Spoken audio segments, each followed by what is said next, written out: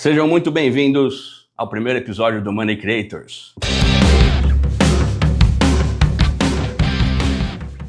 O canal que vai mostrar para você que todos nós temos a capacidade de gerar valor e construir riqueza. Eu sou Jader Mendonça, economista, planejador financeiro, sou sócio da Convexa Investimentos. Aqui a nossa missão é clara: ajudar você a entender o que está acontecendo no mundo e como isso vai aumentar a sua capacidade de gerar riqueza. A gente vai falar também sobre como organizar o teu patrimônio, como planejar cada passo, porque planejamento gera liberdade. E aqui no Money Creators, a gente vai falar sempre dos grandes temas do momento.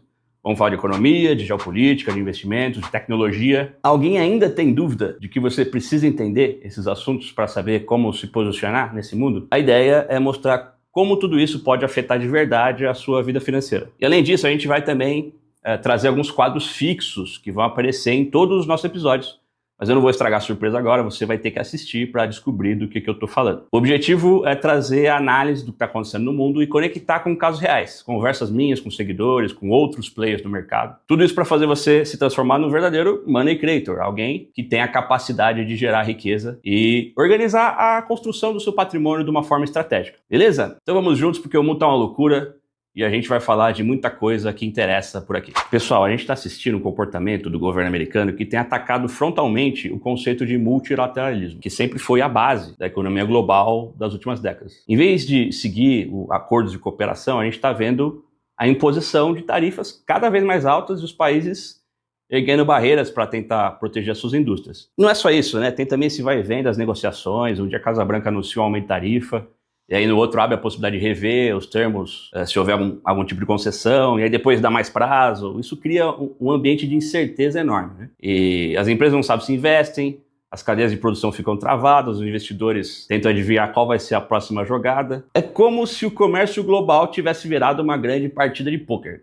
Cada lado blefando, aumentando a aposta, recuando, e ninguém sabendo direito se a mesa vai virar ou não. E esse ambiente de instabilidade é justamente o que pode afetar a sua vida financeira, né? Mais volatilidade, mais risco, mas também mais oportunidades para quem souber se posicionar. Para ilustrar esse debate, eu quero trazer aqui a visão de um economista que é bastante influente no mercado, é o Larry Summers. O Larry Summers, ele foi secretário do Tesouro dos Estados Unidos, no governo Clinton. Também foi diretor do Conselho Econômico da Casa Branca, no governo do Obama. E além de ter sido presidente da Universidade de Harvard, ou seja, quando o Larry Summers fala, muita gente dá ouvidos. E ele fez recentemente uma crítica bastante direta às políticas do governo Trump. Ele disse que elas lembram de forma assustadora o que aconteceu lá na Argentina do Perón, no pós-guerra. O Larry Summers, ele aponta 3 paralelos diretos, né, entre o modelo argentino e o que acontece hoje nos Estados Unidos. O primeiro deles, o protecionismo comercial. Tarifas cada vez mais altas que, em vez de fortalecer a economia, isolam o país do comércio internacional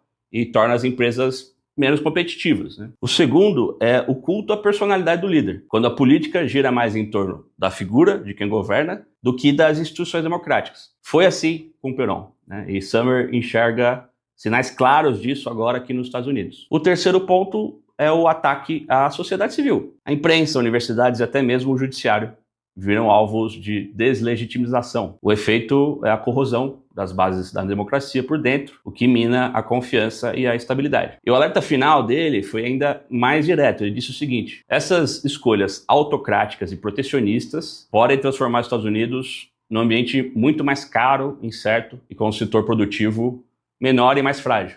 E quem ganha com isso? O nome dele é Xi Jinping. Ou seja, na visão de Summers, as maiores consequências dessas políticas podem ser mais inflação, menos crescimento, fuga de investimento e a China saindo fortalecida no processo. Pessoal, agora a gente vai apresentar o primeiro quadro do nosso programa, é o TBT do mercado, porque olhar o passado faz a gente evitar os mesmos erros no futuro.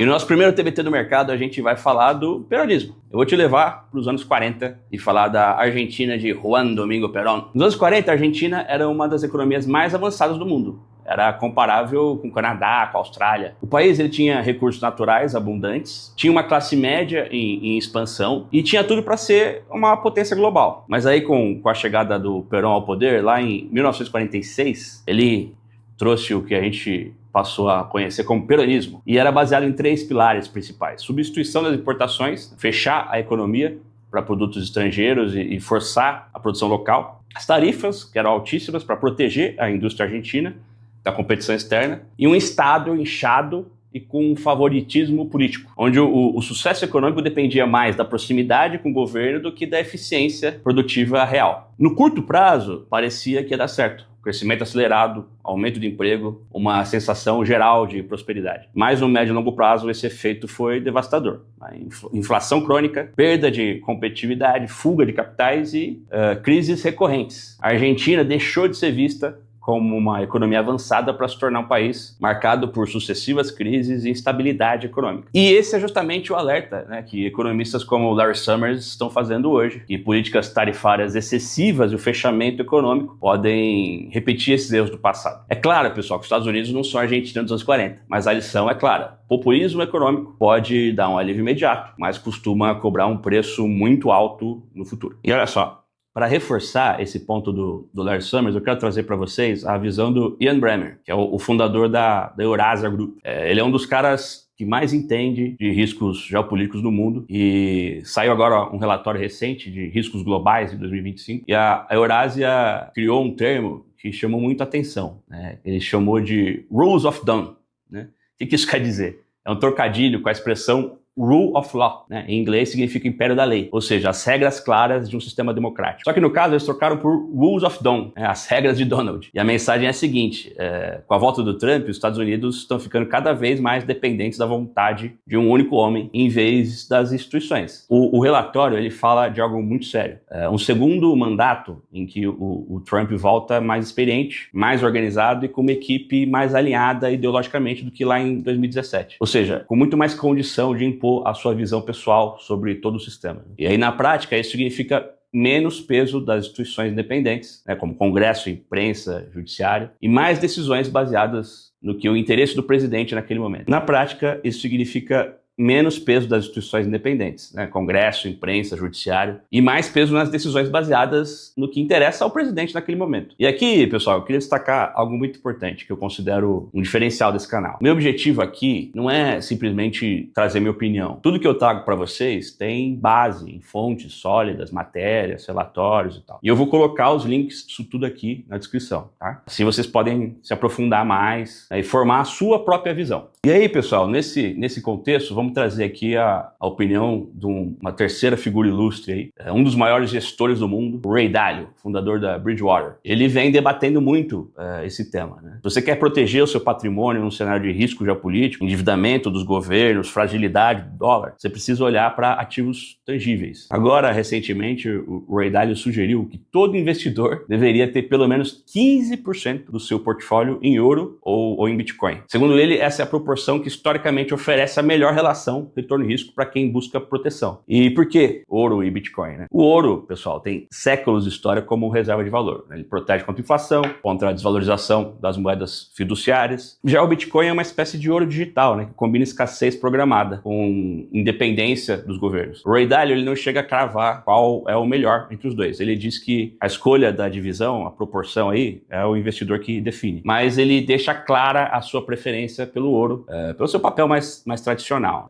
Ainda assim, só o fato dele colocar o Bitcoin nessa equação já mostra que o jogo mudou bastante. E aqui vale um destaque importante, né? O Ray Dalio, ele faz esse alerta porque ele vê esse cenário que a gente está discutindo aqui, né? A dívida pública americana está em quase 37 trilhões de dólares, né? Essas tensões comerciais só crescem, especialmente com a China, né? É bem direto. Se os governos seguirem expandindo os seus gastos e imprimindo dinheiro, o dólar vai enfraquecer e os investidores que ignorarem o ouro e o Bitcoin podem pagar caro por isso. Mais uma vez, vou deixar o link aqui dessa entrevista aqui na descrição para quem quiser se aprofundar. Mas a ideia central é essa, né? Em um mundo mais caótico, ativos reais e descentralizados, eles ganham espaço. Se tem alguém que pode falar com propriedade sobre crise, ciclos econômicos, proteção do capital, esse cara é o Ray Dalio. E é exatamente por isso que ele é o primeiro grande personagem do nosso quadro Masters of Money.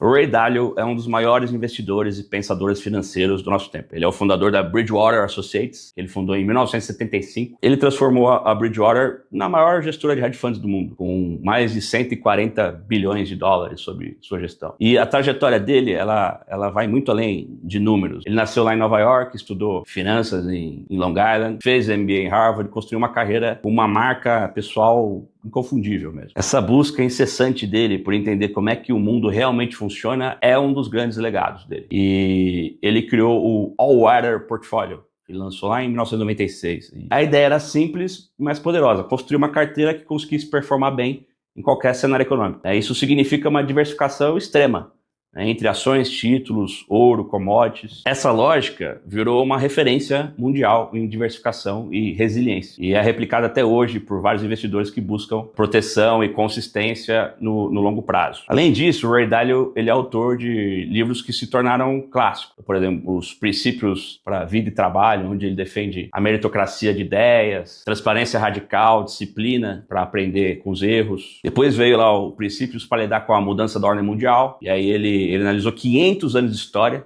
para entender como os impérios surgem, como eles atingem o auge, como esses impérios declinam também. E agora, em 2025, ele lançou How Countries Go Broke, The Big Cycle. E ele aprofunda ali a teoria dos grandes ciclos econômicos e deixa um alerta bem claro, né? O excesso de dívidas, as políticas equivocadas e a perda de produtividade são os sinais que antecedem a queda de qualquer nação. O Ray Dalio ele mostra que nenhum país permanece dominante para sempre. Ele compara os Estados Unidos com o que já aconteceu com impérios como o britânico, o holandês, né? E ele faz o seguinte alerta: a desigualdade social, polarização política, endividamento e enfraquecimento do dólar são sinais de que os Estados Unidos podem estar em rota de declínio, né, enquanto a China avança. E é nesse contexto que, recentemente, o Ray Dalio recomendou que todo investidor alocasse pelo menos 15% do seu portfólio em ouro e Bitcoin. Na visão dele, essa é a forma mais inteligente de proteger o patrimônio contra riscos sistêmicos. O Ray Dalio não é apenas um gestor, ele é um historiador econômico, um pensador do sistema, né? Ele é um cara que dedicou a vida para estudar os ciclos que moldam o destino dos impérios e criar ferramentas práticas para que os investidores e os países possam se preparar para o que é inevitável. E por tudo isso, o Ray Dalio merece ser o primeiro a figurar aqui no nosso quadro Masters of Money. Mas olha só, se por um lado, mestres como Ray Dalio, Larry Summers, o Ian Bremmer estão levantando sinais de alerta sobre a decadência do Império Americano, por outro lado, existem dados que mostram justamente o contrário. Vamos olhar para os dados. O governo americano está arrecadando como nunca com essas tarifas. Em julho desse ano, essas tarifas alfandegárias entregaram mais de 28 bilhões para os cofres do Tesouro. Isso é mais do que o dobro no mesmo período do ano passado. No acumulado do ano fiscal, já foram mais de 135 bilhões arrecadados. Para você ter uma ideia, em todo o ano de 2024, o valor tinha sido de 79 bilhões. Eles já arrecadaram quase o dobro. Desde abril desse ano, as receitas tarifárias elas vêm subindo de mês a mês, né? Se esse ritmo continuar, o Tesouro projeta que as tarifas vão render mais de 300 bilhões de dólares até o final do ano fiscal. E tem um detalhe: mais de um terço desse dinheiro vem de importação da China. Ou seja, o discurso de que o Trump vai fazer a China pagar pelas tarifas tem, pelo menos no caixa do Tesouro, um fundo de verdade. Para você ter ideia, antes as tarifas representavam cerca de uns 2% da Receita Federal Americana. Hoje já são quase 5%. Será que essa arrecadação recorde de tarifas é um sinal de força do governo Trump ou será que, no longo prazo, pode sair caro para as empresas e para o consumidor americano? A resposta não é simples. E não para por aí. Além do Tesouro Americano batendo recorde de arrecadação com tarifas, tem um outro movimento que está acontecendo em paralelo. As empresas estão correndo para investir dentro dos Estados Unidos. É o caso da Apple, é um caso mais simbólico. Só em 2025 ela anunciou mais de 100 bilhões em novos investimentos, em fabricação doméstica, incluindo a transferência de parte da produção do iPhone e de componentes críticos para o território americano. Isso eleva o total de investimentos já anunciados pela Apple para algo em torno de 600 bilhões de dólares. E com fábricas de servidores de inteligência artificial lá no Texas, complexos de fornecedores em Michigan e a criação de cerca de 20 mil novos empregos em pesquisa e desenvolvimento. O governo Trump afirma que a agenda tarifária já gerou trilhões de dólares em compromissos de investimento por multinacionais, especialmente em setores como semicondutores, automotivo, tecnologia, empresas como Ford, Amazon e até mesmo montadoras asiáticas também ampliaram as suas operações nos Estados Unidos, preferindo investir localmente a pagar tarifas que chegam a 30% em alguns produtos. Tem um detalhe estratégico: o uso das chamadas zonas de comércio especial. Ou seja, na prática, as tarifas acabaram funcionando como um empurrão para que empresas voltassem a investir pesado nos Estados Unidos. Eu queria deixar claro, pessoal, que nesse canal aqui a gente não vai trazer uma única perspectiva. Eu quero mostrar diferentes lados, né? Porque enquanto alguns analistas falam da decadência americana, alguns números mostram um outro movimento, né? Essa arrecadação recorde e esses investimentos bilionários voltando para dentro do país são pontos que a gente precisa considerar. Será que isso é sustentável no longo prazo? Ou será que esses custos vão refletir em preços mais altos e perda da competitividade global? De novo, pessoal, eu não quero dar uma resposta pronta. Eu quero que você, com esses dados, comece a formar a sua visão crítica sobre o que está acontecendo. E já que a gente está falando sobre o papel do dólar no mundo, eu vou trazer aqui para vocês, talvez, o caso mais impressionante dessa nova fase do sistema financeiro global. Estou falando da Tether. Para quem não conhece essa empresa, ela emite o USDT, que é a maior stablecoin do planeta. Hoje, essa stablecoin representa cerca de 66% de todo o mercado das stablecoins. Já tem mais de 173 bilhões de dólares em circulação. O que isso significa na prática? Qualquer pessoa no mundo consegue acessar dólar de forma digital, rápida e praticamente sem depender do sistema bancário tradicional. E olha esse dado que eu vou te trazer. A Tether é a empresa mais eficiente do mundo em termos de lucratividade por número de funcionários. Por quê? Em 2025, no primeiro semestre, ela teve um lucro de 5,7 bilhões de dólares. E sabe com quantos funcionários? Menos de 100. Isso faz dela, disparado, a companhia mais lucrativa quando a gente olha proporcional ao número de funcionários. Esse resultado ele vem principalmente do rendimento dos títulos do Tesouro Americano, mas também das reservas de ouro e Bitcoin, além da crescente demanda mundial pelo SDT. Aí entra um ponto importante. O governo americano aprovou agora em julho o Genius Act, uma lei que fortalece a transparência e a liquidez para os emissores de stablecoins, gigantes como a Tether. Para se adaptar, a empresa vendeu os seus ativos não compatíveis e hoje ela mantém cerca de 83% das suas reservas em conformidade, focando nas T-bills e em ativos de altíssima liquidez. Para resumir, enquanto muitos dizem que o dólar está enfraquecendo, o que a gente vê é que o SDT está se tornando uma ponte digital global para o dólar. E aí está consolidando cada vez sua presença em países emergentes, em mercados mais instáveis e até em todo o sistema financeiro tradicional. A Tether hoje, ela não é só uma empresa de cripto. Ela é um player sistêmico e global, com reservas maiores do que a maioria dos países e com uma eficiência operacional que é única. Então, antes de comprar a tese de que o Império Americano está em declínio, vale você refletir. Será que ele não está apenas se reinventando? Pessoal, deixa eu abrir um parênteses importante aqui com vocês.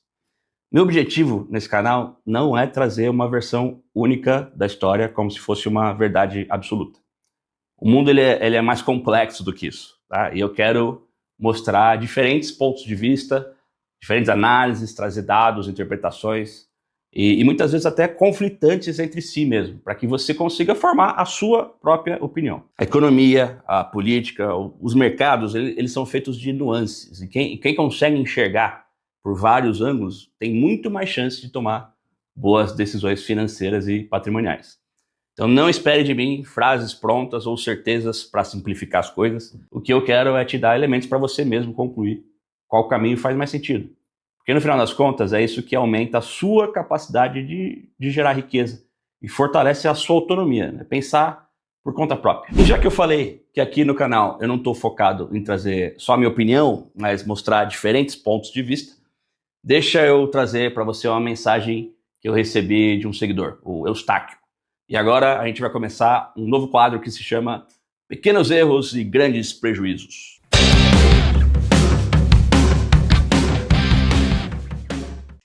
E a ideia é justamente mostrar erros reais que podem custar caro. Bom, eu vou ler para vocês a mensagem que ele me mandou. Jader, acompanho seu conteúdo e vi você falando sobre investir em ouro, mas, sinceramente, ouro é coisa de velho. Esse negócio de ficar comprando metal que não paga dividendos, que não cresce, isso não serve para nada. Dinheiro tem que estar em ações, em imóveis, em ativos modernos. O ouro ficou no passado. Para mim, ele só serve para fazer aliança de casamento. Quem coloca dinheiro nisso está perdendo tempo e oportunidade. Esse é um erro clássico. né, falar que não vale a pena investir em ouro porque ele não gera fluxo de caixa. Né? Pode parecer uma ideia moderna, tá? Mas ignora um detalhe. Né?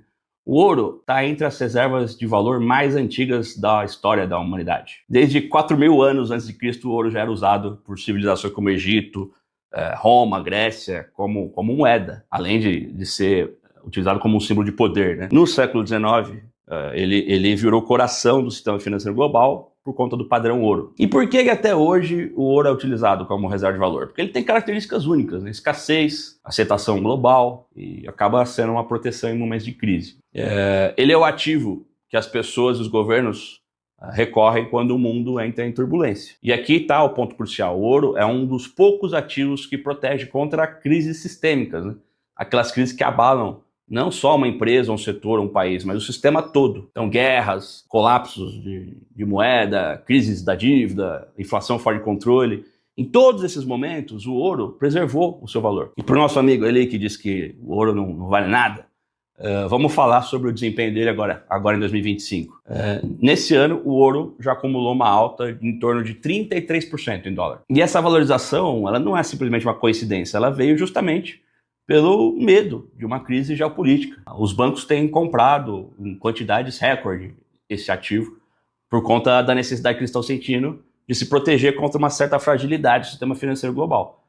Até o próprio Ray Dalio, um dos maiores investidores do mundo, disse recentemente que você deveria ter 15% do portfólio em ouro. Então achar que o ouro não serve para nada pode parecer um pequeno erro, mas em momentos de instabilidade pode virar um grande prejuízo. Porque é justamente nesses momentos que o ouro cumpre o seu papel mais importante, preservar a riqueza quando o sistema como um todo está em risco. Pessoal, já que a gente está falando de ouro, de Bitcoin, como reserva de valor, vamos mergulhar em uma empresa que está no coração dessa revolução tecnológica cripto, a TeraWulf. A TeraWulf nasceu como uma mineradora de Bitcoin, mas com uma diferença fundamental: ela opera com energia limpa e sustentável, né? Energia hidrelétrica e energia nuclear. No seu campus Lake Mariner, em Nova York, mais de 90% da energia consumida vem de fontes renováveis. É o que a gente chama de green mining, mineração de criptoativos sem a pegada de carbono que tantas outras mineradoras carregam. Mas a grande virada aconteceu agora em 2025. A TeraWulf fechou um acordo histórico com o Google e com a Fluidstack, uma provedora de infraestrutura para inteligência artificial. Pelo contrato, parte da capacidade elétrica e computacional da TeraWulf vai ser usada para hospedar cargas de trabalho de IA. O acordo é gigante. O contrato inicial de 10 anos é renovável por mais 20. Um backstop financeiro de 3,2 bilhões garantidos pela Google. É um potencial de geração de receita de 16 bilhões de dólares ao longo do período. Não por acaso, o Google comprou em torno de 14% da participação acionária da TeraWulf e se tornou o maior acionista isolado da empresa. Ou seja, a TeraWulf deixou de ser apenas uma mineradora de Bitcoin para se tornar um player global de infraestrutura digital sustentável, unindo dois setores que estão no centro das transformações do mundo hoje: criptoativos e inteligência artificial. E perceba a estratégia. Eles continuam minerando Bitcoin, mas agora de forma eficiente e limpa. E diversificam a receita oferecendo capacidade de data center para gigantes de tecnologia. Eles conseguem aproveitar essa vantagem com energia renovável para se posicionar como fornecedores de algo extremamente valorizado no mercado. Resumindo, a TeraWulf está mostrando que o futuro do Bitcoin e das criptos não precisa estar desconectado da sustentabilidade. Pelo contrário, pode ser parte da solução e ainda criar um elo direto com a corrida da inteligência artificial. E já que a gente está desse universo de cripto e inteligência artificial, não dá para deixar de mencionar um dos projetos mais interessantes de 2025, a Render Network com o token RNDR. A Render conecta blockchain com inteligência artificial para resolver um dos maiores gargalos tecnológicos do momento: o acesso a poder computacional. Funciona como um marketplace global, onde artistas digitais, desenvolvedores de games, estúdios de cinema, criadores de conteúdo em realidade aumentada e até pesquisadores de IA podem enviar seus projetos, que tem placas de vídeo, né, GPUs ociosas no mundo todo, para processar esse trabalho. Tudo isso é pago com o token da Render e registrado no seu blockchain de forma descentralizada, barata e escalável. Só para você ter uma ideia, já foram processadas mais de 54 milhões de tarefas por 5.600 operadores ativos, consolidando a Render como uma das maiores redes de computação descentralizada do planeta. Além da utilidade prática, o token tem um modelo econômico interessante. A cada tarefa executada, uma parte dos tokens é queimada, ou seja, é eliminada definitivamente. E aí isso acaba reduzindo a oferta total e criando uma pressão positiva sobre o preço no longo prazo. Recentemente o projeto migrou para a blockchain da Solana e aí ganhou bastante velocidade, escalabilidade e reduziu seus custos de transação também, o que ampliou ainda mais a sua adoção institucional. Para resumir, a Render hoje é uma das principais soluções de infraestrutura descentralizada do setor de cripto e conecta blockchain, inteligência artificial e economia criativa. É um case de utilidade real e um exemplo de como o mundo cripto não é só especulação, mas também é infraestrutura para o mundo digital. E agora vamos para o nosso último quadro de hoje, o Casos de Finanças.